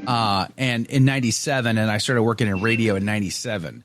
But I ended up going back to school to get a degree in computer information systems, which the only reason why I did it was because I'm like, I need to figure out how to pay the mortgage. Like, computers, let's go get a degree in computers because computers pay money. I'm like, it was the dumbest thing ever. I mean, seriously, to spend that much time and that much money and not know why or what or how. It's just, I wish I'd have gone back for history, honestly. My favorite subject is history. I would have loved a degree in history just for the fun of it. But we do these dumb things all the time. I was graduating with my history degree. I was graduating with my history degree and was like, I'm going to go into construction. And then, well, that's what history people do. And then I got sick of construction because I couldn't stand who I was working with. I was fortunate enough that my family did own a construction company, right? So even growing up, I never, ever thought I would go to college. Like, it was never in my purview that I was going to go off to school and do something. So, like, I always knew I was going to do paving because that's what my dad did. That's what my grandfather did. That was always so there's no disappointment in me becoming a construction worker. It's what I always thought I would do. Yeah.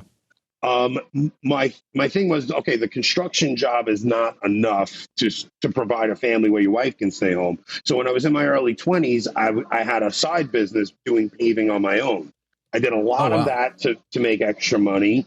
And then when COVID hit, all that kind of fell away because the world fell apart. And I always had a dream of being a broadcaster, like a radio guy. Like, I loved the idea of radio. I love listening to Rush Limbaugh. There were so many guys. I just thought it was just such a cool gig. And I was like, maybe I'll start a podcast. So I took all of the energy I was putting into the side business that kind of collapsed during COVID that I would do to make ends meet. And I started putting it into this. Now, it took 3 years to build up, but I'm finally at a place where we're making almost as much as I would have been doing, because, you're doing side business and construction, you have really good days. So, tax-free days, I'm sure. It was a lot of that going on. So, but now I also do. So what I would say to young guys is, you might have to take the job that you're not crazy about, but then if you find a passion you have on the side, make that your side gig, and you work the job that you have to make ends meet. And you find some kind of side gig that's a little bit of a passion. You see if you can find a way to monetize that. And then eventually that might become something. I would say that there's one caveat to that. And that is, you realize if you have a love for a side passion, you're like, it's something you love. You start doing it for work, it becomes a job.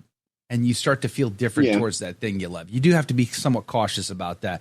So you got to be methodical, and you got to be methodical in the way that you approach these things, because one, you want to make a living at doing something you like, but you also don't want to end up hating the thing that you like. I was into archery. I loved archery. I still do love archery, but I was building a YouTube channel just on archery alone. And that's how I know you, by the way.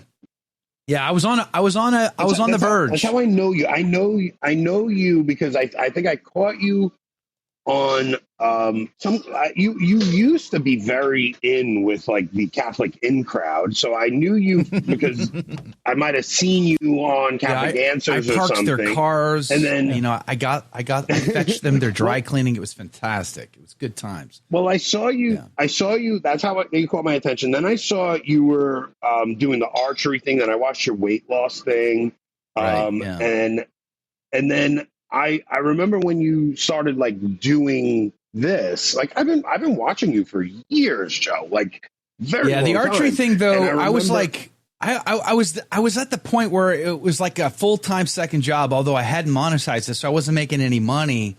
But it was so much work, but I loved doing it. I loved archery. I loved creating the content. I was building a global audience it was a very small niche audience, but still was from all over the world of dudes that loved traditional archery.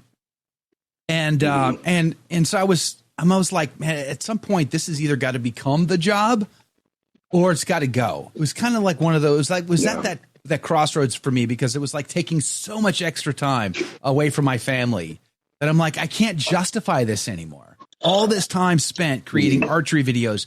And then I really asked myself, is like, if this was going to be a full-time job, would you be okay with that? And I'm like, no, I don't think I would be. I don't want to be known. I don't want to spend my life being known for shooting the bow, although I loved it and I was good at it. And so I said, so I stopped. I walked away cold. I left that audience behind and I said goodbye. And I haven't been back, actually. And a lot of people still reach out to me still to this day. Hey, where's your next archery video? It's like, it's never going to happen. I mean, maybe someday, who knows? But I said, no, if I'm going to spend the time, then it's got to be this. I watched you doing that, and then I saw you popping back into Catholic circles, and I watched it from when you were starting, and I think part of my job is to keep an eye on what's going on in the Catholic content space. So when I saw you doing that, I started just reaching out and seeing, because it was almost like there was a genuineness to what you were doing that I don't always see in everybody. And I kind of know who I can approach, and there'll be an actual friendship there versus the guy that'll come on your show because he wants to promote something and it's in his benefit, and that's why he's talking to you. And that right off the bat from our first conversation, I knew you weren't just some shallow guy who just wanted to promote whatever the hell you were doing, So, but yeah, but then it's what we're doing, because you're doing a daily show, right? And I do a show twice a week.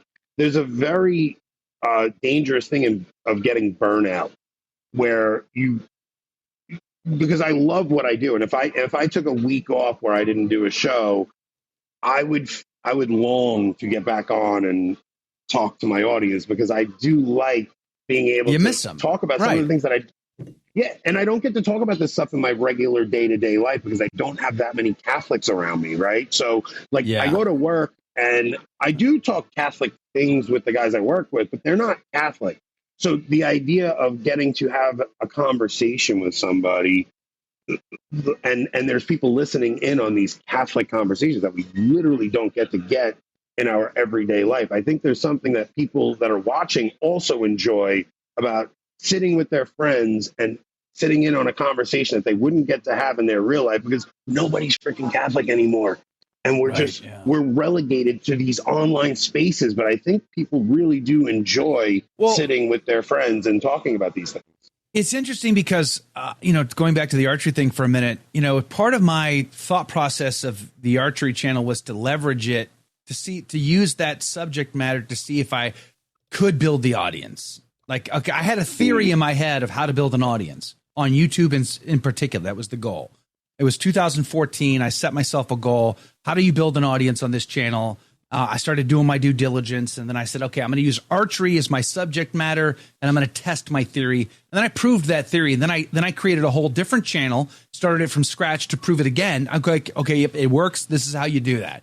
And I loved it, but part of that theory process was not just to have an audience or to have fans. That was never the goal, as much as how do you reach people, meet them where they're at, but plant seeds. How do you get beyond the choir? I didn't want to just talk to just Catholics. I wanted to talk to Protestants and atheists, and I wanted to meet them in a subject matter that we both had common interest in, and then plant a seed and not be afraid or ashamed of my Catholic faith in that space. And it would bother so many people. I get all these comments, Joe, I love your videos because you actually put effort into them as opposed to these other people in the same space. But if you could just stop mentioning God, it would be better. And I would respond. There's no chance I will ever stop mentioning God. I don't pick up my bow. I don't shoot one single arrow if it's not to give God's glory. So if you don't like it, you can pack sand and go watch something else. That's what I told them, and they would still watch. Where was your faith at during that period? Because that was an interesting period that I remember watching, and I would check out your videos. I was zealous. Okay, I was Novus Ordo, but I was definitely zealous for the faith. Yeah. I mean, but the reason why I even bring it up at all is if I had Anthony Abbate kind of cash lying around, this is what I would do. Okay, my goal is to be the wizard behind the curtain more than to just, I love what I do publicly and I don't want to quit that. But honestly, I would like to be the fan behind 1,000 flames that nobody really knows. That's what I would love to do. So if I had the cash, if I was going to go out and be the Daily Wire of the Catholic space, honestly, that wouldn't be the model I would go for as much. There's plenty of need for talking head commentary that we do all the time. Yes, that still goes on. But instead, I would be far sneakier than that. I want the archery channel back. Honestly, I would love to produce a channel on just outdoor adventure and hunting. That'd be a big thing for me. It's a huge industry. There's massive conferences and people that gather in $1 billion industry, outdoor space. So I'd want to create content in that space. exercise space, history, going back to one of my first loves. I create content on history. I would find 1,000 Catholic creators who have specific niche interests in cooking, exercise, outdoors, history, all of these things, music. And then I would fan their flame so that they could create content at a high level, reaching a maximum audience, but in providing and becoming experts in that industry, in that niche, but also faithfully and zealously Catholic, and planting seeds through that. Because it's a very powerful medium.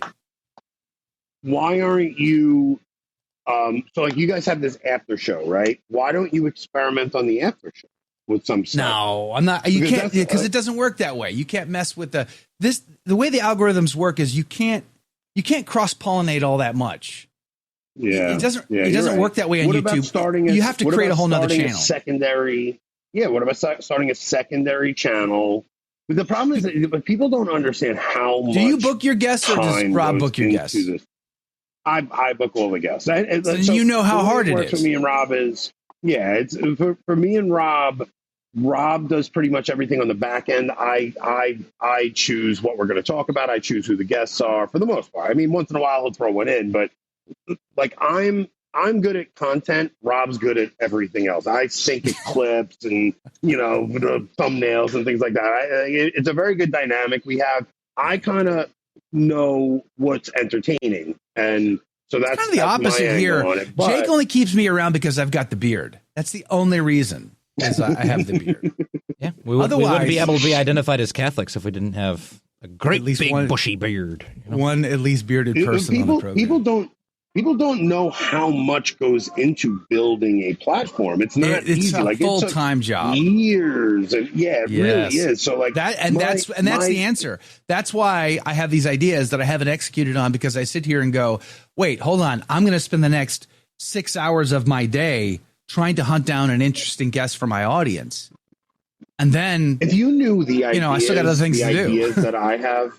If you knew the ideas that I have, like creative ideas that I have that I just can't do because I have a full-time job, and then I'm doing the show Tuesdays and Thursday nights, and then I have my family. Right. But if I had the resources, I have so many creative ideas that would change the way you saw this media space. Like everybody's trying to be the Catholic Joe Rogan.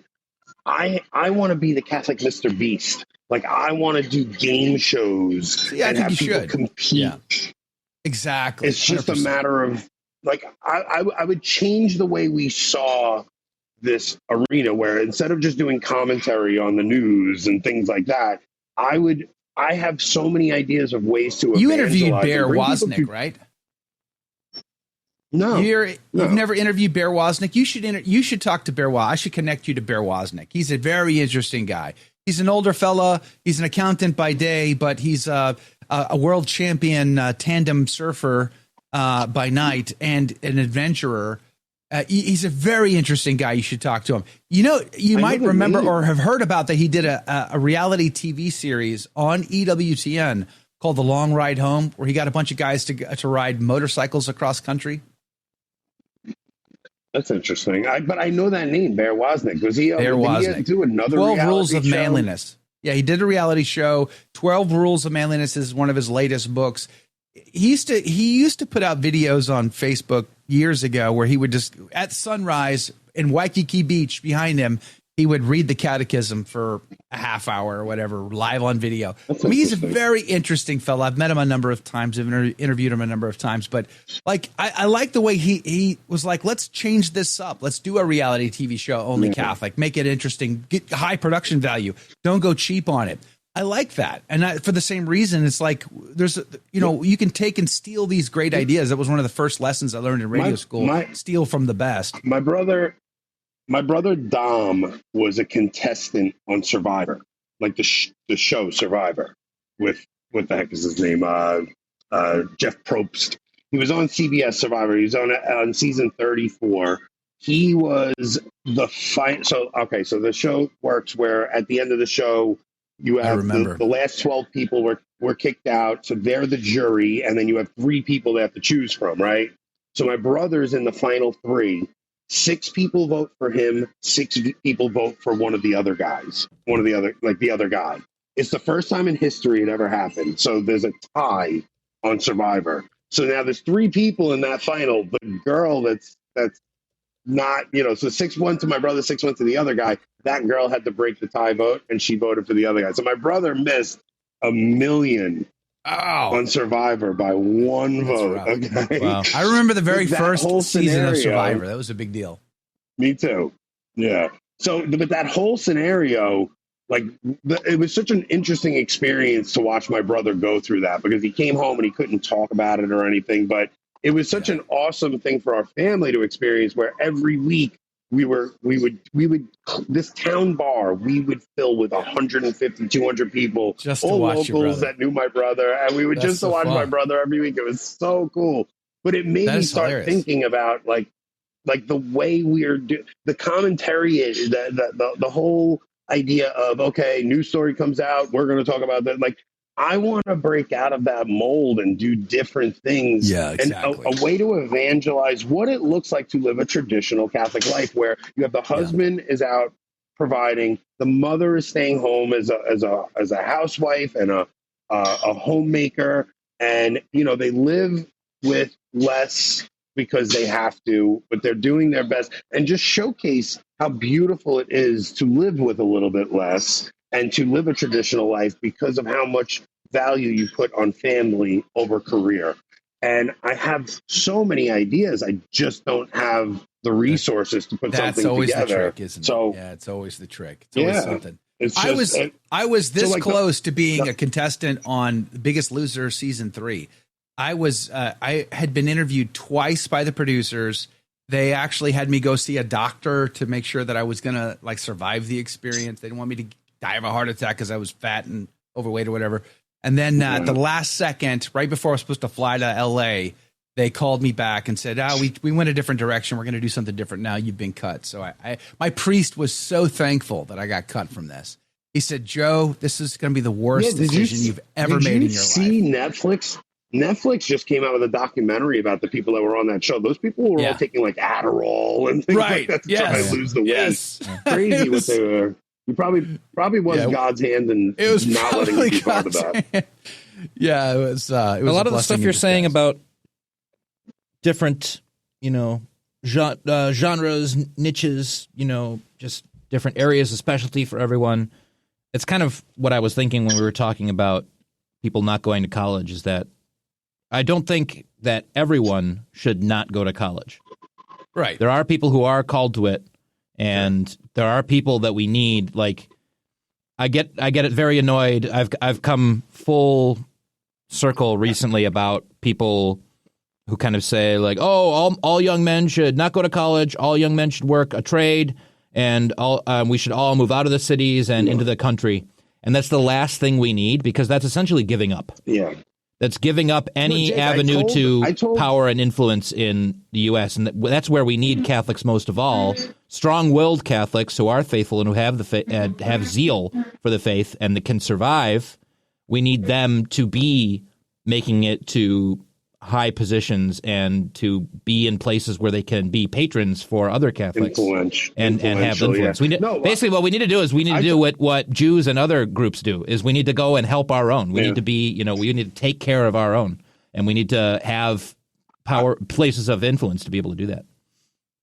I would say for any young man that if they're finishing, whether it's homeschool or high school, if you know what you want to do and you have a goal to work towards, go to college if you have to go to college for that goal. Yeah. My point with my son was he wanted to originally go. He's like, well, I'm just going to go for a marketing degree. I'm like, you're not going to school for a marketing degree. I'm sorry. It's just if you tell me I want to be an architect, it's like, okay, let's get you to be an architect. If you tell me, okay, this is what I want to do, it's like this is an investment. Let's work towards getting this.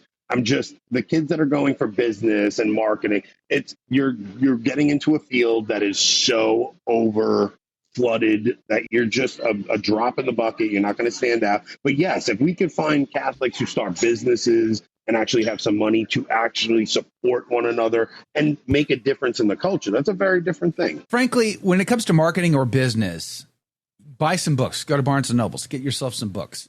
and read. It's a heck of a lot cheaper and it's a lot faster. There's just some basic principles that master's degree level degrees are going to teach, that you can skip a lot of stuff and just learn those principles and then go out and learn from your mistakes and reiterate, and as fast as possible till you get towards success. There's a lot of career fields that are like that. You don't need a degree to go do those things. You need hard work, hustle, and resourcefulness.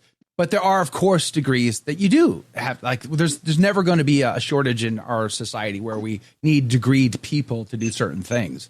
But I think the problem I find, going back to Jake's point, was that I don't think we're discerning it well. I think a lot of times as families, our kids, we sort of buy the lie. We don't know we're buying the lie, but we buy this lie that says unless our kids go to college, they won't amount to anything. That's nonsense. Yeah. That's utter nonsense. What is God calling me to do? I don't know, they'll often say. Fair enough, you don't know. So Romans chapter 12, let's start with what you do know. What are your aptitudes? Okay, you're called to marriage, then you know you need to provide if you're a man. Okay, so then you need to have a career, you need to have a job that's going to pay the mortgage, going to put food on that table. So you start with your aptitudes. What comes natural to you? Can I get a job in that field, yes or no? If no, then guess what? I got to go pick something that makes money. Well, a trade is a good option. If you don't want to go to college, go learn a trade. I guarantee those trades are going to pay dividends well into the future. But hard work and hustle. And that was my oldest son's biggest lesson takeaway. He would say, Dad, I don't know. Dad, I don't know. Dad, I don't know. But then he had an inkling about car mechanics. Great. Let's figure out how to do that. And we didn't send him to school. Instead, we sent him to a car dealership who let him change oil for a little bit.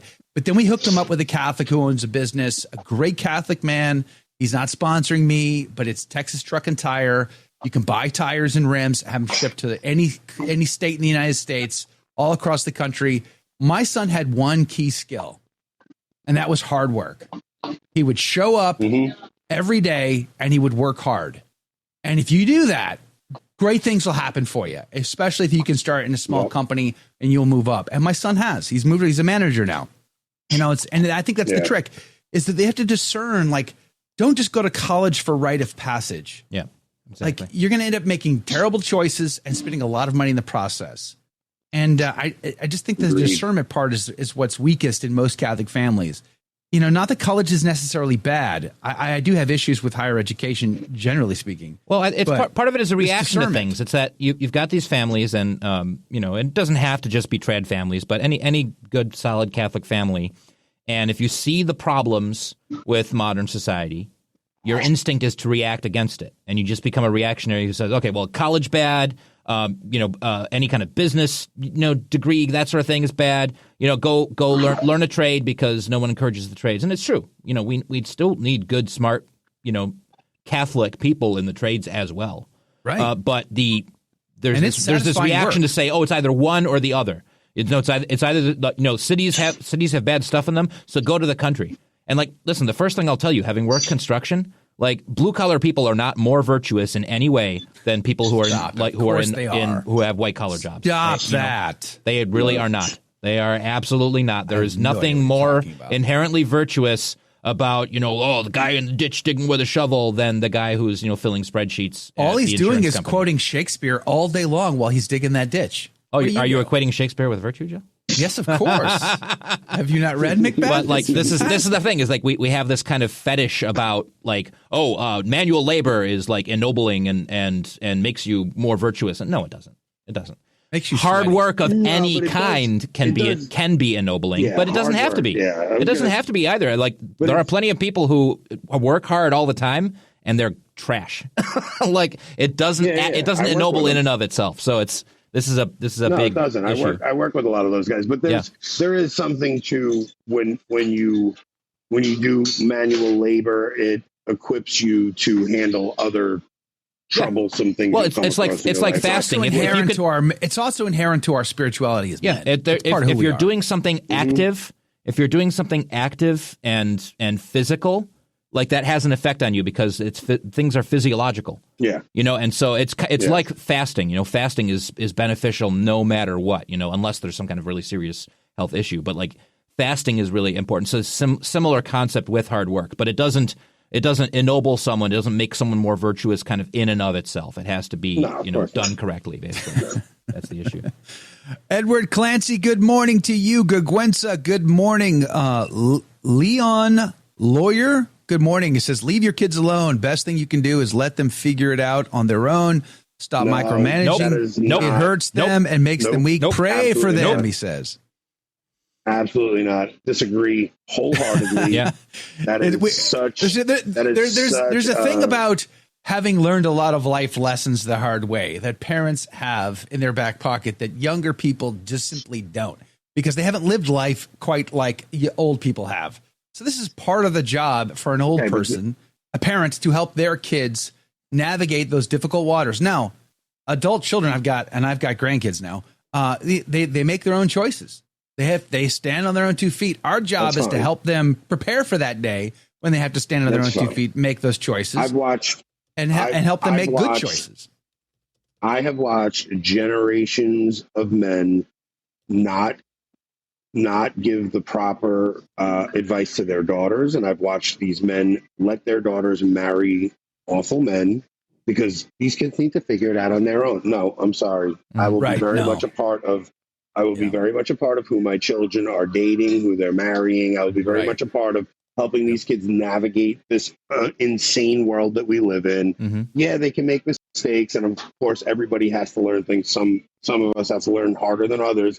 But no, I'm not going to do what the generations before us did and just say, "Oh, you're 18, you're on your own, figure it out now." It's just not happening. That is one of the worst things is this idea that as soon as someone turns a certain age defined by the state, then they are off on their own. Like this concept is foreign to the Western society, to Christendom.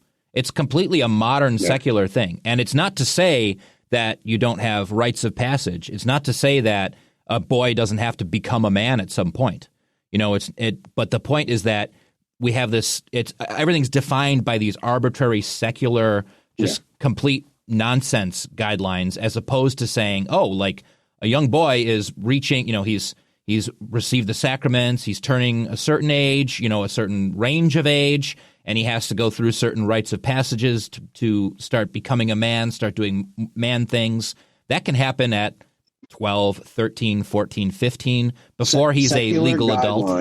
It might happen when he's 20 or something like that. He might need that extra time to figure this out because of the world we live in. But the point is to not secular guidelines that were given during the sexual revolution. Yep. Come on, stop it. So, but all right, Joe, you're going to wrap this one up because I do have to run. Yes. Yeah. Last question. Somebody asked earlier, is Anthony in the bathroom at the airport? Like, where is he? Like, maybe. No, I'm at a bar. There you go. Yeah. At a bar. Of course you are. I knew you were at a bar, actually. You didn't have to tell me. I would have guessed it. I would have guessed it immediately. Everybody around me listening to this conversation. That's good. Imagine that of course, Anthony's maybe at they'll the bar. learn something. I mean, it's only 7:59 in the morning Central Standard Time. Of course, he's at the bar. What else would he be doing? Well, that's where I would be. 8:59 over here. If it's any consolation. Yeah, we're about to say goodbye here. Praise be to God. Anthony Abbate from Avoiding Babylon. Thanks for chiming in and hanging out with us for the after show today. Really great to have you on. Thanks, man. It was fun, man. Thank you for having me. Enjoy your time in sunny Detroit. Praise be to God. Hopefully that's a very fruitful meeting. We look forward to hearing whatever comes from that. Tomorrow on the program, we've got Dr. Larry Chapp is back. How Catholics can regain a proper sense of tradition. Well, after we complain about Traditionis Custodes, we'll see what Dr. Larry Chapp has to say about that. Praise be to Jesus. And we'll see what other trouble we get ourselves into tomorrow. Later in the week, we're going to have Joseph Pierce. Sean Walsh is going to be on the team on Friday. Dr. Stein is back Friday as well. So it's a good lineup this week. Hopefully we'll have some interesting conversation. And praise be to God to all of you, because honestly, you guys are what make it the most fun, is chatting with you. See you tomorrow. God love you.